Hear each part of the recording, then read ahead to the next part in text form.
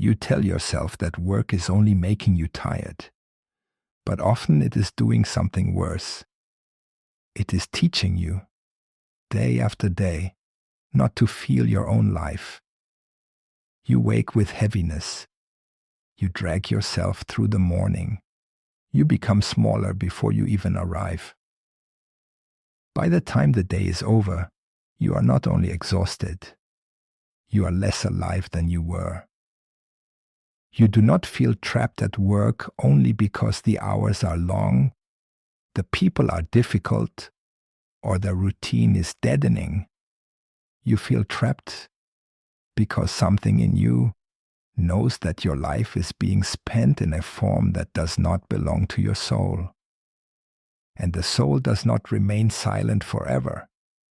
It protests, first through fatigue, then through irritation, then through envy, numbness, resentment, shallow pleasures, Sunday dread, sleeplessness, and the strange humiliation of knowing that your days no longer feel like your own. If this condition goes on long enough, you begin to speak of your life as though it were weather. This is just how it is. This is what adults do. This is what security costs. But I have seen again and again that there is a profound difference between work that is difficult and work that is deforming. Honest work can exhaust you and still leave you with dignity. But work that steadily alienates you from yourself leaves another mark. It empties you inwardly. It trains you to betray your own reactions. It rewards what is false and weakens what is vital. After some years, you no longer need to be forced. You begin to participate in your own imprisonment. This is the hidden problem. You may think the issue is simply the job. Sometimes it is. But often the deeper issue is the bargain you have made with the job. You offer your vitality in exchange for safety. You offer your truth in exchange for approval. You offer your imagination in exchange for a role that others recognize and respect. In my work, I came to understand that every human being develops a social face. I called this the persona. It is not evil. You need it. Without some mask, some adaptation, no one could live in society. But the danger begins when the mask is no longer a garment. It becomes the skin. You no longer merely perform a role. You begin to confuse yourself with it. Then the banker, the lawyer, the manager, the administrator, the employee, the useful one, the reliable one, the good provider, the competent woman, the rational man, the high performer, the stable one, the one who never causes trouble. All of these titles begin to harden around the soul like armor that cannot be removed. At first you feel proud of this armor. Later you cannot breathe inside it. This is why you may feel trapped, even when no one has literally chained you to the desk. The prison is psychological before it is practical. You are bound not only by money, obligation, and fear. You are bound by identity. If you left, who would you be?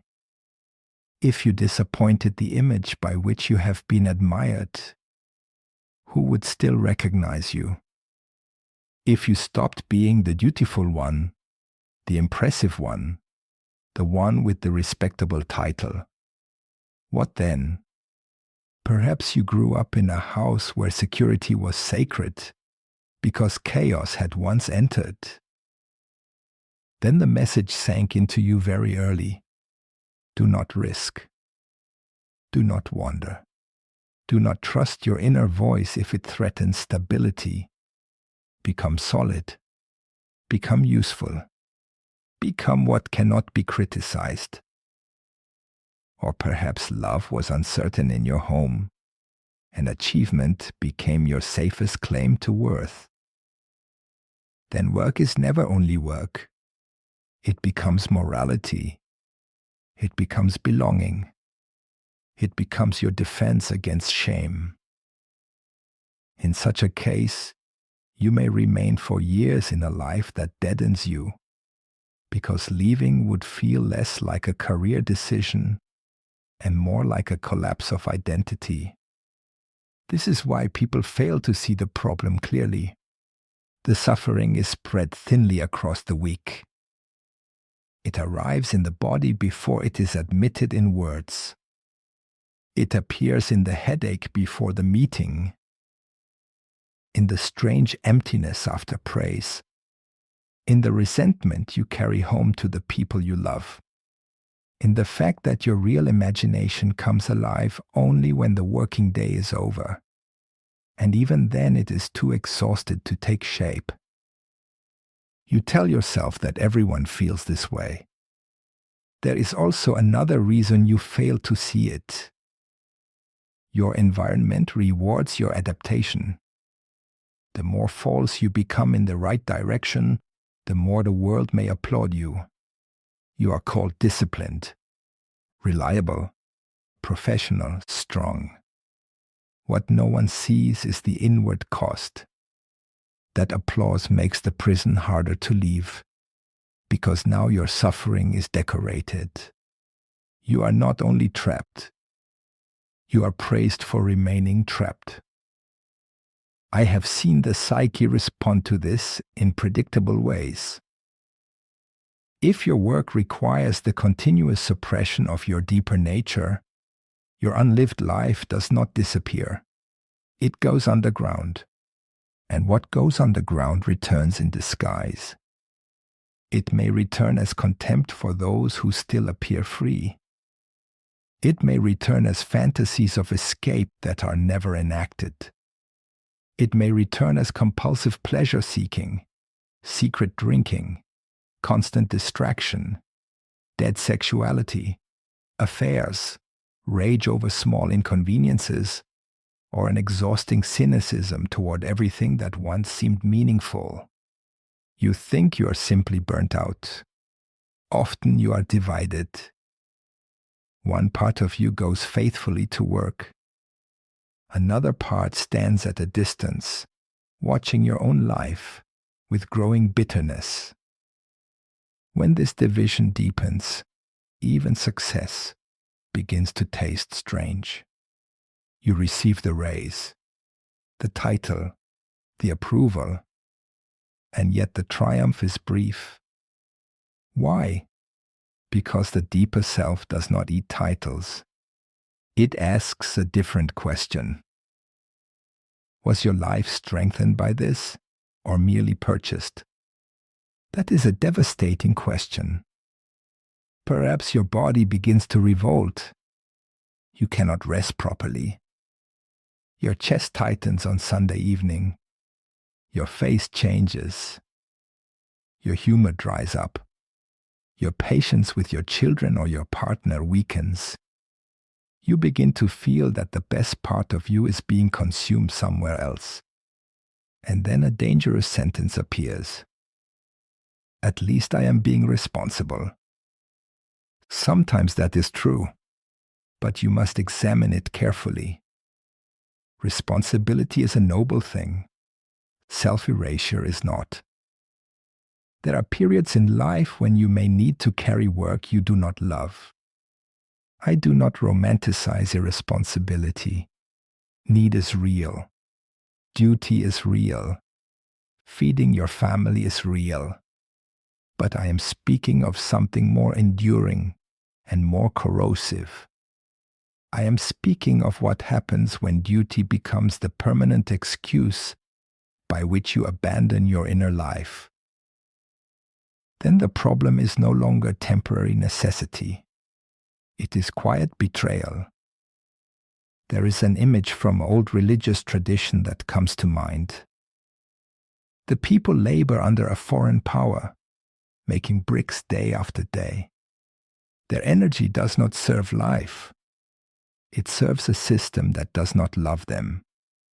Psychologically, this image remains true. You may be building bricks for years in a place that uses your force but starves your soul. And after long enough, you begin to think like the place that consumes you.